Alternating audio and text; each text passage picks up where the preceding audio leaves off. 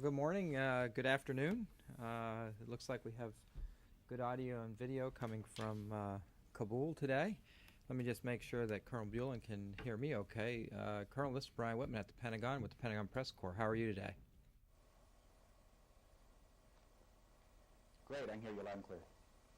Good. We need to work just a little bit on our audio on this end, but we will do that.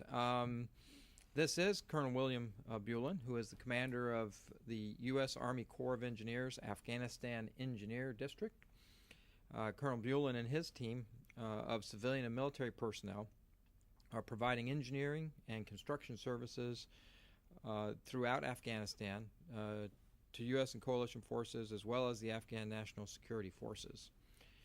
Colonel Bulen's been in Afghanistan now since about August of last year. And as I indicated, he is speaking to us today from Kabul, and he's going to give you a brief overview of what he has been doing and the efforts that they've been making there, and then has agreed to take some of your questions. So with that, Colonel Bulen, let me turn it over to you. Well, thank you. Good morning. It's always a privilege to be able to talk to you, the great program we've got here. As he said, I'm Colonel Bill Bulen, the commander of the Afghan Engineer District. I've been in country almost 12 months. Since the Corps came to Afghanistan with a small contingent in 2002, we have executed almost $2 billion worth of contracts and managed the construction of over 1,000 structures and 11,000 kilometers of road. This FY07, we'll be awarding over $1.8 billion in construction projects. This is almost equal to the previous 4 years we've done here in construction in Kabul. The contracts are awarded and managed under 4 major areas. These areas are the Afghan National Security Force, military, MILCON work, border management and counter-narcotics, and strategic reconstruction. Each of these areas are vital to when you talk about providing an environment for stability and reconstruction of this war-torn region. The Afghan National Security Force is comprised of the Afghan National Army and the Afghan National Police Force.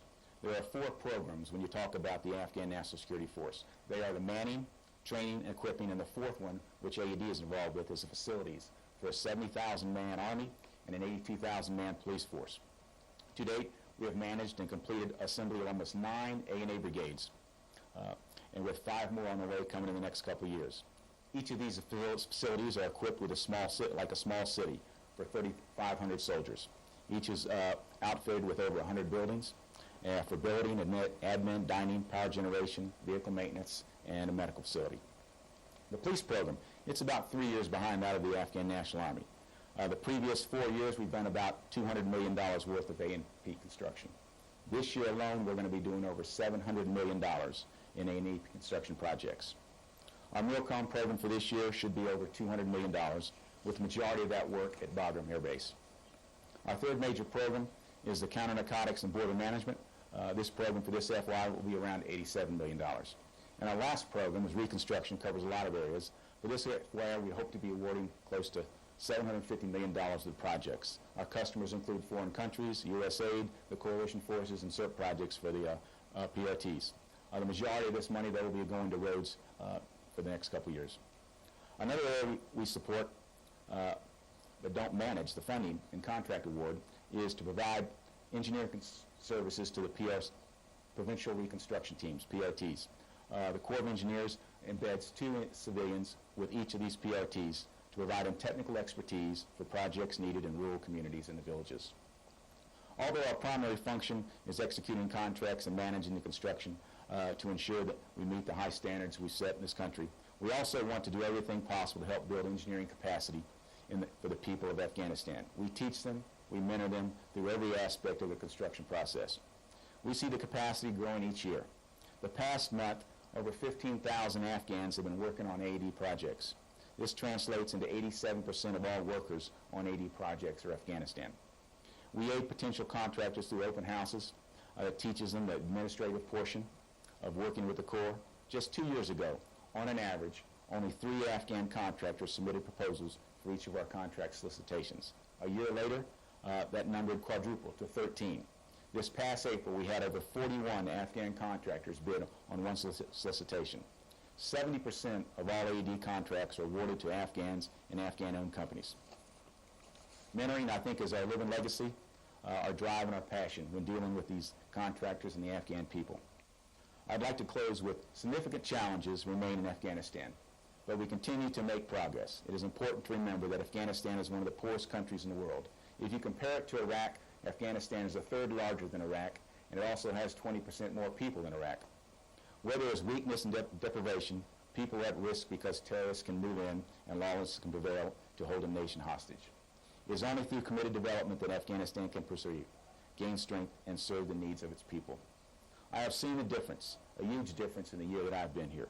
The Afghan workers whom I've met, from labor to quality assurance inspector to foreman, have told me they want peace and security, a better way of life for themselves and the family. They are committed to doing their best as they build roads, clinics, schools, A&A and AP projects for us. If I could only leave you with 10 words, this is what I'd say. In Afghanistan, where reconstruction exists, security, commerce, and governance thrive. It's time to open the floor up for questions. Well, thank you for that. And we'll get right into it with Pam. Sir, this is Pam Hess with United Press International. Could you give us details on two major projects? First, the Ring Road. How far have you gone?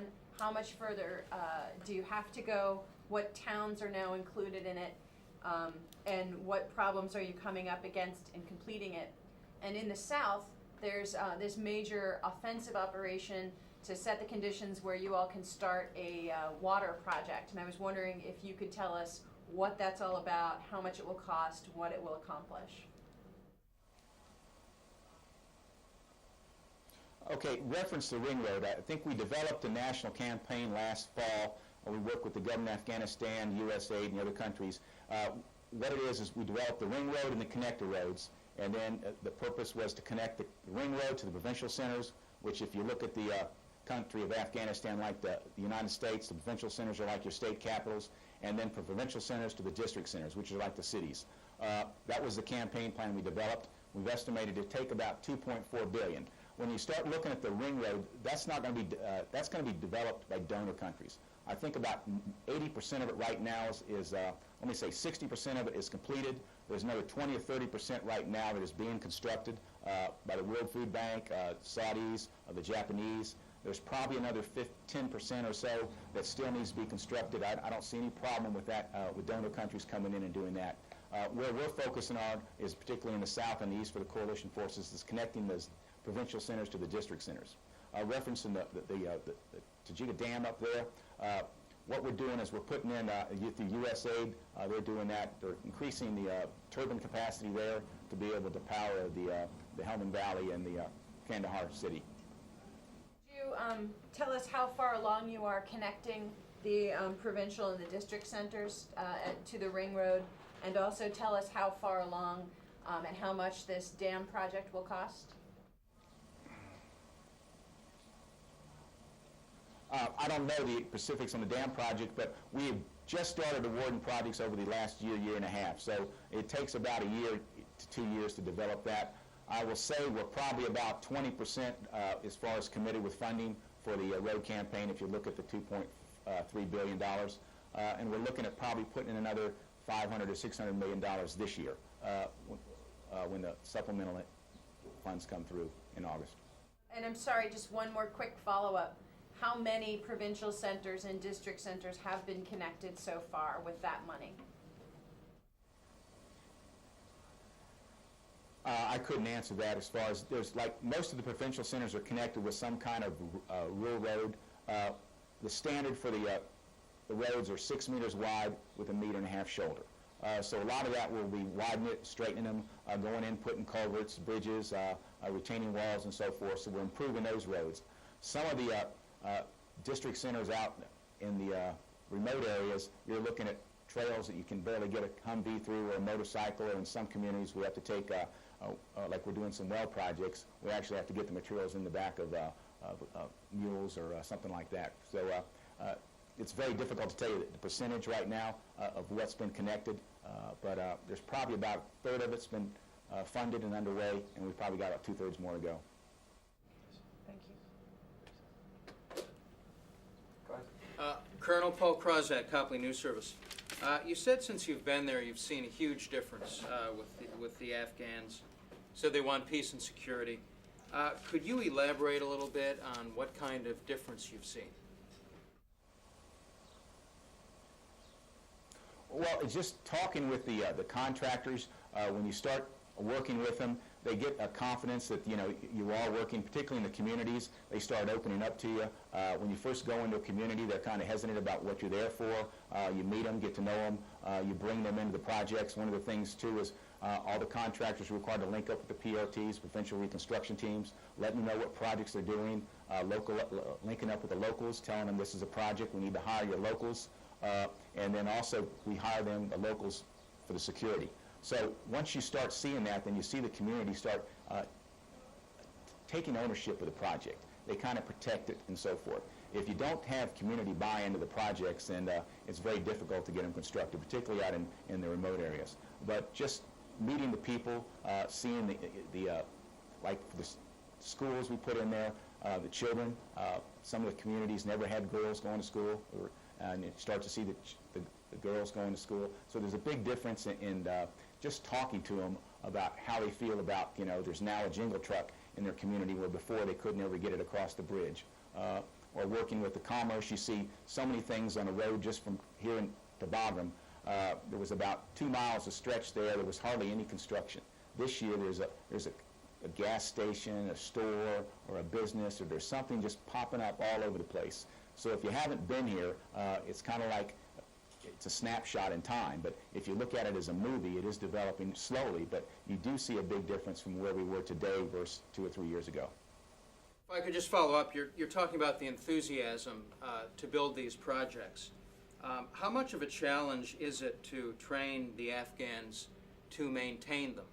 Are you having trouble having the projects, the construction maintained after it's built? Yes, we are. I mean, one of the things, too, is we've got to be careful. We can't build to American standards. We've got to build more to their standards. I call it boning it down to make it simple. But that is something we're working right now. We've got with MWRs, we're kind of setting up, like facility engineers like we have in the States for each of the bases. We're kind of setting them up, and we're trying to train the Afghans to go in there and maintain and operate their equipment. But it's very difficult. It's kind of unique. I remember when I first got here, I was up at, I think it was a Coast PRT, actually the brigade, and we kept getting rocks. It was clogged up in the sewage system. I said, my God, why are we getting so many rocks clogged up in the sewer system? Well, it turns out that's how they wipe.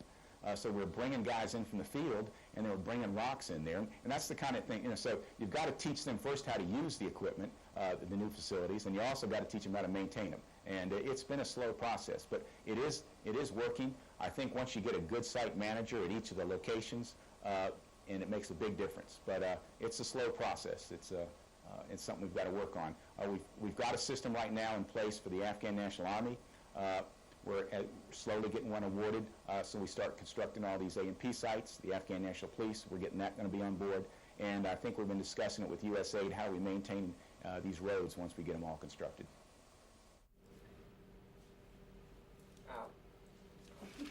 How do you? Colonel, getting back to your 10 words that you want us to come away with, you seem to indicate, I think what you said was that where there's security, the economy and the other things thrive, but we've also heard the opposite, that development is essential in order to really bring long-term security. So how do you see the interaction between those two factors?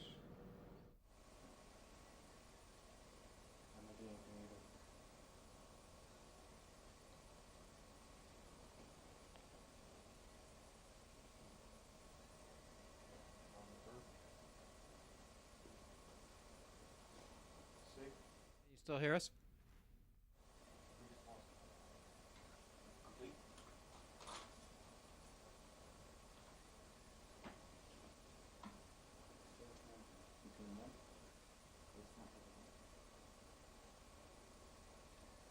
I'm not hearing anything.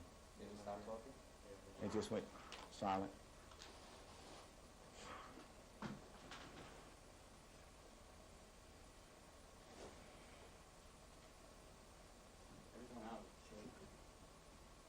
Still show it connected?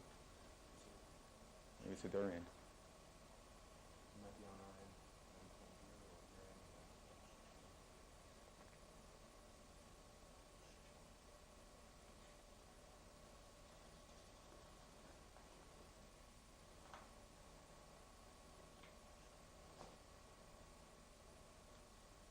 How you doing, man? My name's Arlington. I'm calling trying to get an outside line.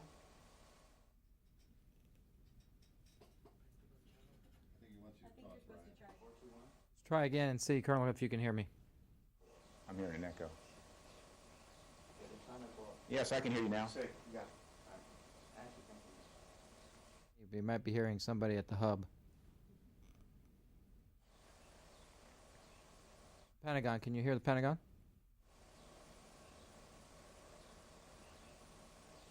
No, I can just hear you. No, that's the hub they're talking to. We'll give them a chance to patch it back through to us here. Did we lose it at our end or their end?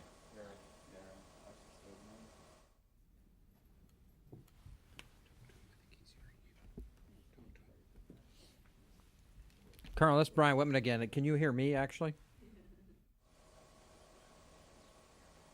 Yes, I can hear you loud and clear. Very good. Sorry for the interruption there, but actually we had a very good question, so I'm going to ask Al to repeat it again here. Colonel, this is Al Pessin from the Voice of America. I think in your 10 words you were saying that where there's security, then development and the economy thrive. But we've also heard it the other way, that development is essential for establishing security, especially in the long term. How do you see the interaction between the two? I think we got to work hand in hand. I think I use this chart that I show, winning the middle ground. We come in there with our kinetic forces, and then what we do is we have no problem in that area taking care of it from the kinetic side. Once we establish initial security, then we bring our PRTs in. And I think the PRT commanders sit down with the locals and leadership and say, okay, what are the projects you need, whether the roads, schools, clinics, wells. And then we also start bringing in the Afghan National Security Force, whether it's a police station or an A&A unit. And then pretty soon, I think the locals start getting a presence that, hey, I think the government of Afghanistan is here to make a difference. So I call that winning the middle ground. So I think it all has to be played out together. Just to follow up. This is the key, because I think the average person, like when I first got here, go on. Go ahead and finish, then I'll ask my follow-up.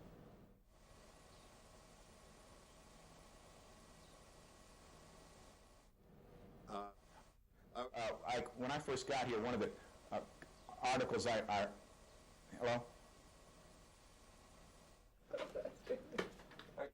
We're a little out of sync here, Colonel. We want you to finish your answer, if you could, starting with when you first got there. Okay. When I first got here last summer, one of the comments I heard from the South was that the folks out in the regions didn't think we were much different than the Soviets, and I was kind of set back by that. And then after I started touring the country and being out, particularly in some of these remote areas, I realized where that comment came from. When I drive down one of these roads that we're getting ready to construct, actually construct the road or actually put in an A&A site, when I drive back that road, it's like driving back in time. I mean, when you look at some of these villages or valleys, there's 10 to 20,000 people living up in these valleys, and they're living the same way they have 200 to 300 years ago.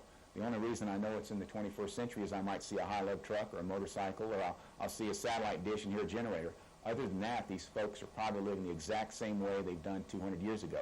So it's very difficult to get even our coalition forces back there, but also to get the commerce. And when you don't see a jingle truck, which is the way they move stuff around, when you can't get a jingle truck back into a community, it's kind of difficult to start having development in that community. So I think when you start looking at what we're trying to do with the roads and some of the A&A and AP sites, we're going to have to at least get it so we can get back in there, and then we start developing it through the PRTs with small little projects, and then we start bringing in the bigger stuff with the A&A and AP programs.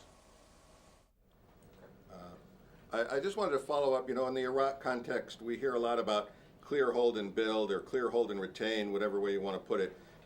Are there enough Afghan troops with enough competence to maintain a presence in these areas and enough development folks to follow through on these projects? Or are you facing some of the challenges like they faced in Iraq in the past, where you make some progress in an area, but then when you move on, the Taliban moves back in?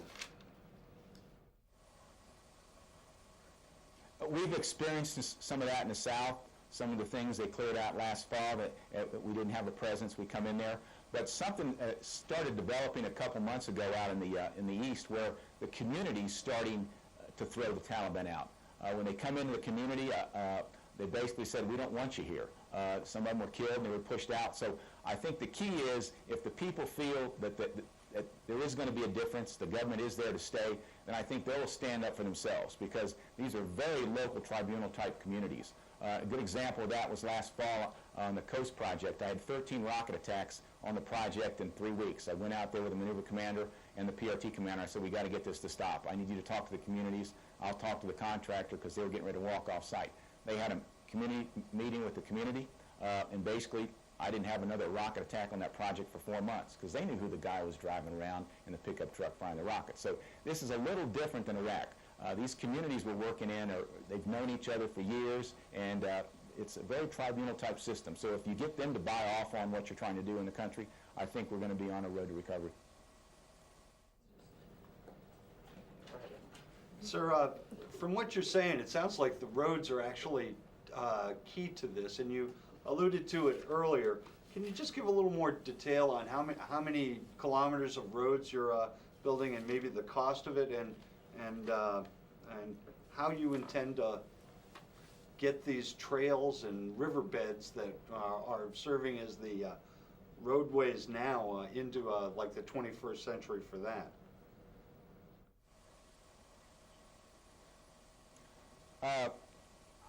I'm kind of light on specifics on exactly the number of kilometers and so forth. We've awarded roughly around $300 to $400 million in roads this past year. USAID's doing some projects. We have other government agencies coming in here, so I don't have the big picture on what's being. We do have a focus on what we're doing there in the east. We're probably looking at roughly around $500 million this year. You're probably looking at another 500 to 900 kilometers. It depends on what type of roads. We're looking at $350 million in MILCON roads. Basically, those are roads we've identified that we want to pave. I think it's critical to our maneuver forces, particularly the ones we drive on a reoccurring basis, to get those things paved. A good example is the Jalalabad to Shalalabad road. We paved it 2 years ago. Prior to that, getting it paved, we had 22 IED attacks in a 6-month period. Since we've paved that road in May of '05, we've had 1 IED strike on that road, and that was on the shoulder. So it is a big difference when we can pave some of these roads. So we've identified about 10 or 12 roads we're looking at this year that we're going to go in and pave, particularly out in the eastern area where our folks are running around.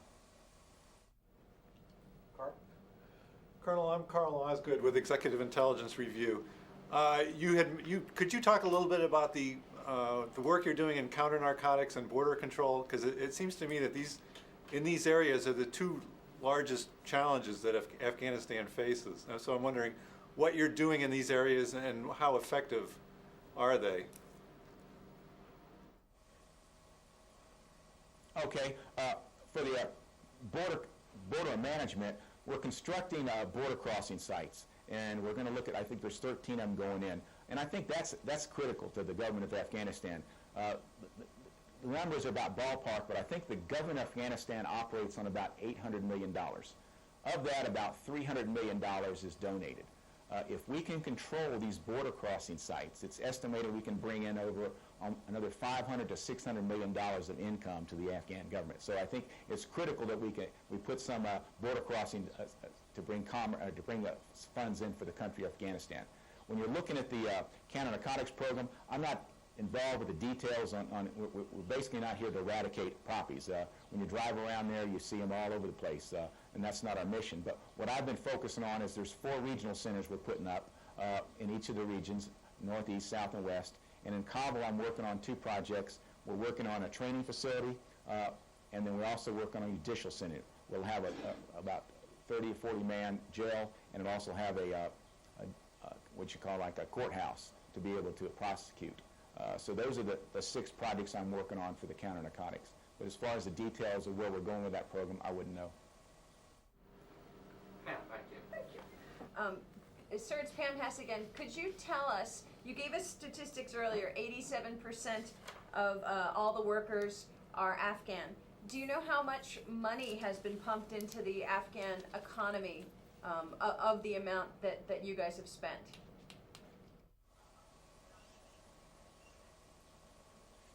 That's kind of difficult. I couldn't give you a percentage.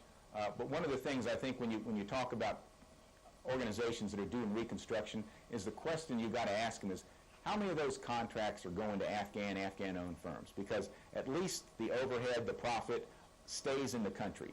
A lot of countries, the bigger firms outside of Afghanistan, the overhead and the profit is leaving the country. So I will tell you, a lot more stays in country when you have an Afghan or Afghan-owned company that is providing.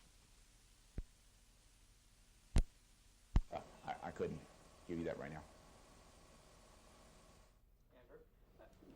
Colonel, just it's Andrew Gray from Reuters here. You mentioned that there's a lot of different agencies involved in reconstruction and development work. When you were talking about the ring road, that's obviously being funded by donors. You mentioned USAID. How is the coordination between all the different groups, including your own, in reconstruction work, and could anything be done to improve that?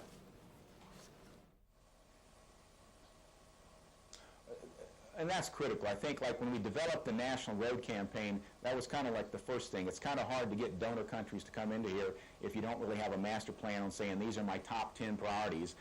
Can we get someone to come in and volunteer, donor, to construct these projects? So we developed that plan last year. I think like there's an electrical program being developed. You know, only 7% of the population has electricity here. That's amazing. How do you even function without electricity in a society? But like a lot of our focus is on electricity is the micro hydro projects. We're putting in about 60 projects in the eastern region where we start channeling the water upstream when we get about 3 to 6 meters of elevation. Then based on the volumes and the flow, we determine the size of the generator or the turbine, and we're putting these micro projects out in the remote areas. Renewable sources that are working very good. But just like water, I think that's critical for agriculture. All these different programs have to be developed. We've been working with ISAF. I think that's where it needs to be done. I've had my GIS folks over there helping them develop databases because there's hundreds of little projects when you look at schools, clinics, wells that are going on outside of what the coalition forces or even ISAF is doing. So ISAF is the right place. They're developing a database. Right now they've got over 45,000 lines on it. And basically what we hope to is any region, particularly out in the PRTs, if a PRT commander wants to know what's going on in his district or province, we should be able to pull it up and say, okay, these are the projects, and layer it basically by saying this is what the 82 is doing, this is what CSTIC is doing, this is what the NGOs are doing, and this is what USAID is doing. So we're in the process of developing that now, but it needs to be done through ISAF. Very good. Well, Colonel, we have reached the end of our time that we've allocated for this, but we appreciate you taking the time this afternoon. This has been very interesting and informative to us. Before I bring it to a close, though, let me turn it back to you in case you have any final comments you'd like to make. No, I think we've got a great program. It's kind of like we kind of think this is forgotten war over here when you look at the press you guys put out, but we are doing a great job, and this is a very winnable war. And as long as we get the people's support, I think we'll be fine. But it is truly the good news story, and I'd like to see more news on it, because when you're out there and you see a community thriving or kids going to school, it makes a big difference. Some of the most rewarding times I've had is when I'm at a ribbon-cutting ceremony for a school or clinic, and you see all these young kids, and you realize that's the future of Afghanistan. Some of them have never been to school before, and we're setting that up. So we are making a difference here, and I think as long as we hold the course, I think we'll be fine in the near future. Well, thank you for helping us bring some visibility to the efforts that are going on there, and perhaps before you leave, we can do this again so we can get another update too. Sure, if you're happy. I change the commands on 9 July, so if you want me to do it again, I'll be more than happy to. Thank you, Essayons. Take you back here in the States, right here in person in the Pentagon. How's that? Okay, I can do that. I sense the enthusiasm. Well, thank you very much, Colonel, and safe travels as you come home. Cool, thank you.